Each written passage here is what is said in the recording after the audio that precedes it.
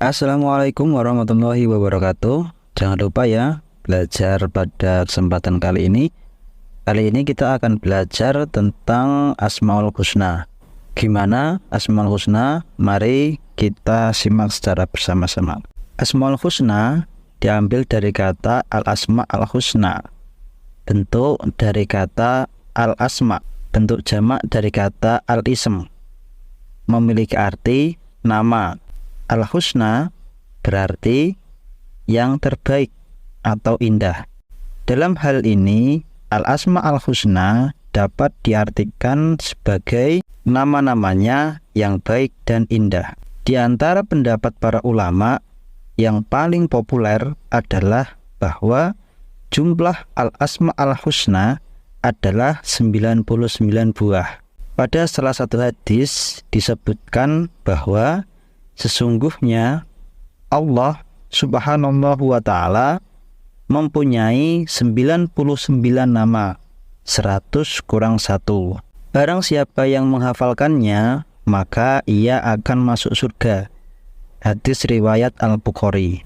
Maksud dari hadis ini memberikan dorongan kepada kita untuk tidak sekedar menghafalkannya. Apabila kalian dapat menghafal, tentu bagus. Akan tetapi yang paling penting adalah memahami, merenungkan, dan dapat menerapkan nilai-nilai agung yang ada pada Al-Asma Al-Husna untuk kebaikan dalam menjalani kehidupan. Kita dituntut pula untuk menghindari perilaku yang bertentangan dengan Al-Asma Al-Husna. Pembahasan yang selanjutnya, mengenal Allah Subhanahu wa ta'ala melalui beberapa lafal dari Al-Asma Al-Husna. Yang pertama, Al-Alim. Kata Al-Alim terambil dari kata Al-Ilm, memiliki makna sesuatu yang terjangkau sesuai dengan keadaan sebenarnya. Pengertian ini mengarah pada sesuatu yang jelas dan tidak menimbulkan keraguan. Al-Alim dalam hal ini dapat diartikan pengetahuan Allah Subhanahu wa ta'ala sangat jelas, juga mengungkapkan hal-hal yang kecil. Allah Subhanahu wa ta'ala mengetahui segala sesuatu yang telah dan akan terjadi. Semuanya tidak luput dari pengetahuannya. Semua kejadian dalam setiap jalinan waktu berada dalam pengetahuannya. Tak seorang pun yang dapat bersembunyi. Dalam surat Al-An'am ayat 80 dan ayat 59 dijelaskan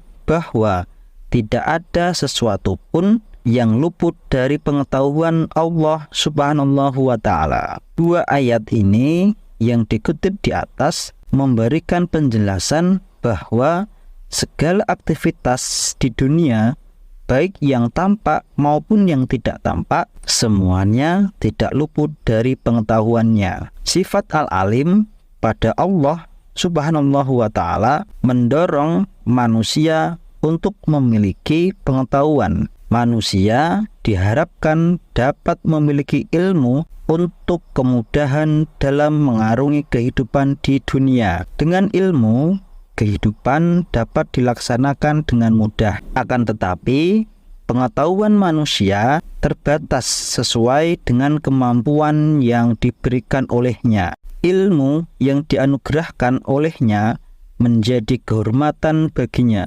Manusia dapat meraih ilmu berkat anugerah Allah Subhanahu wa ta'ala. Akan tetapi, sedalam dan seluas apapun ilmu manusia, tetap berbeda dengan ilmu Allah Subhanahu wa ta'ala. Ilmu yang diperoleh hendaknya dijadikan bahwa untuk mewujudkan kebaikan hidup. Orang yang berilmu akan menampilkan perilaku percaya diri dalam memahami, menjelaskan, dan memecahkan permasalahan kehidupan. Percaya diri yang dimaksud adalah dirinya meyakini bahwa ilmu yang diperoleh dapat memudahkan dalam menjalani kehidupan. Ilmu yang dimiliki akan terus berkembang dengan dorongan ketekunan. Pelajar yang sukses tidak merasa cukup atas pengetahuan yang diperoleh. Ia terus mendalami dan menggali ilmu sehingga ilmu menjadi penerang bagi jalan kehidupannya. Tekunan dalam belajar mendorong pelajar untuk mengembangkan ilmu dengan luas dan dalam. Al-Khabir. Khabir artinya Maha memberitahu. Al-Quran sebagai kalam Allah Subhanahu wa ta'ala memberikan informasi, kisah, dan peristiwa orang-orang terdahulu. Melalui Al-Quran pula dapat diketahui bahwa peristiwa kiamat, kehidupan akhirat diberikan gambaran informasi olehnya. Masih banyak lagi hal-hal yang telah diinformasikan olehnya, baik yang tidak tampak maupun yang tampak. Hal ini sudah pasti kebenarannya, tercantum dalam surat Al-Mulk ayat 14. Perilaku yang mencerminkan pengetahuan bahwa Allah Subhanahu wa ta'ala Maha memberitahu adalah dengan ikhlas berbagi ilmu pengetahuan yang dimiliki kepada orang lain. Selain itu, dengan menumbuhkan sikap muraqabah, yaitu perasaan senantiasa diawasi Allah Subhanahu wa ta'ala, hal ini dapat menumbuhkan mawas diri dan pertimbangan atas segala langkah yang ditempuh dalam gerak-geriknya. Terlebih lagi, di era sekarang, ilmu pengetahuan dapat disampaikan dengan berbagai cara. Informasi dapat disampaikan baik secara langsung maupun melalui berbagai media seperti koran, majalah, televisi, situs jejaring sosial, blog, dan website. Kalian juga dapat berbagi informasi pengetahuan melalui majalah dinding di sekolahmu sebagai wujud meneladan al-asma al-husna.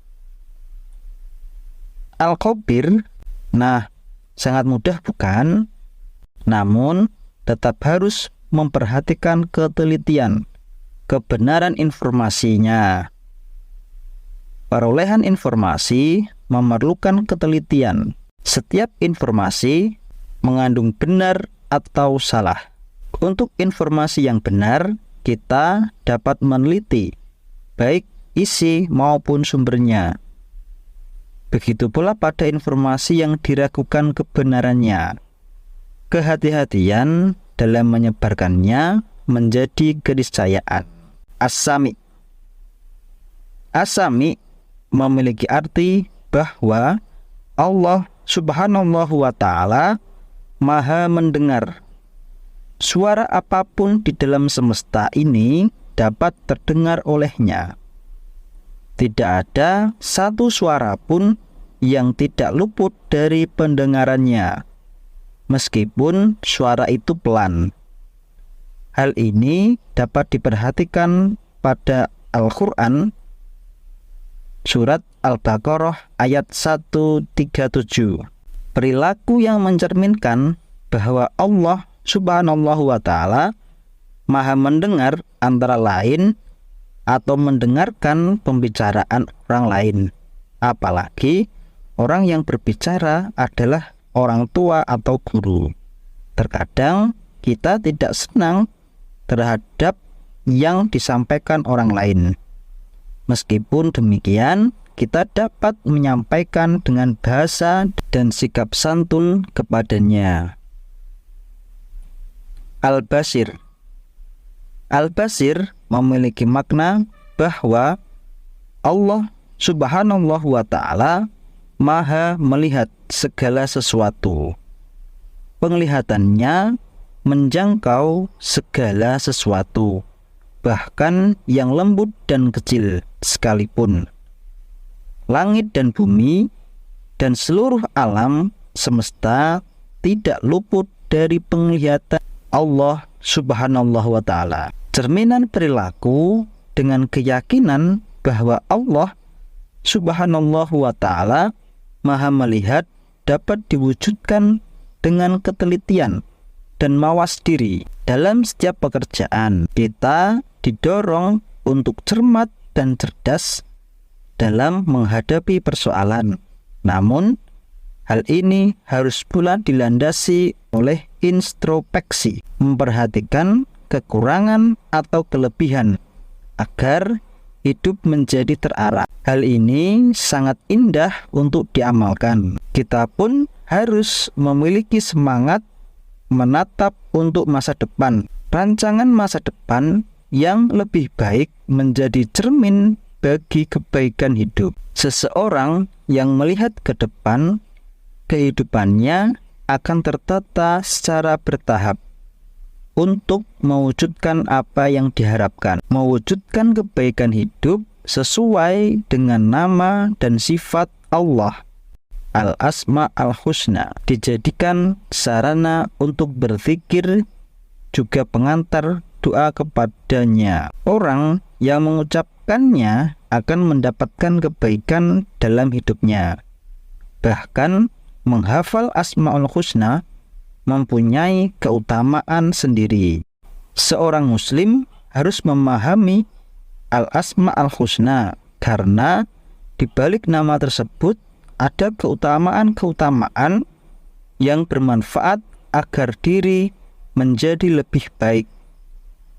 Pemahaman tersebut diharapkan menumbuhkan nilai-nilai yang dapat diwujudkan pada perilaku sehari-hari.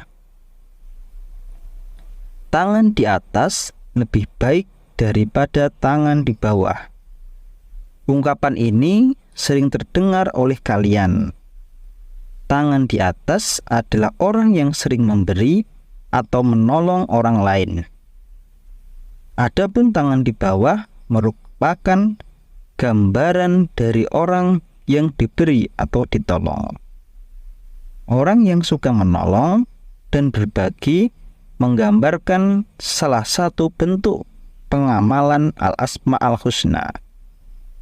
Dengan membaca Al-Asma al-Husna setiap hari, orang muslim akan lebih mengenal Allah Subhanahu wa Ta'ala melalui sifat-sifat dan nama-nama Allah Subhanahu wa Ta'ala yang terdapat dalam bacaan Al-Asma al-Husna tersebut. Selalu ingat atas kekuatan Allah Subhanahu wa Ta'ala dengan mengikuti perintah-perintahnya, maka hidupnya akan terkondisikan dengan selalu beribadah dan mencari ridha Allah Subhanahu wa Ta'ala.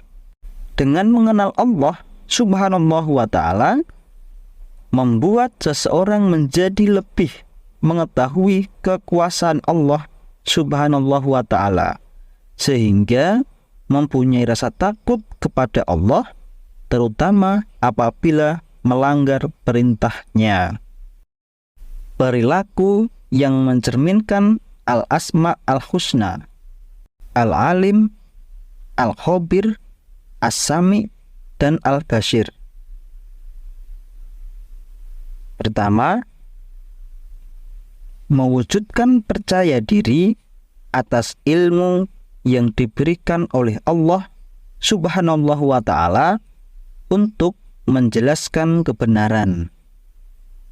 Kedua, tekun dalam belajar pada sesuatu yang dianggap baik oleh agama.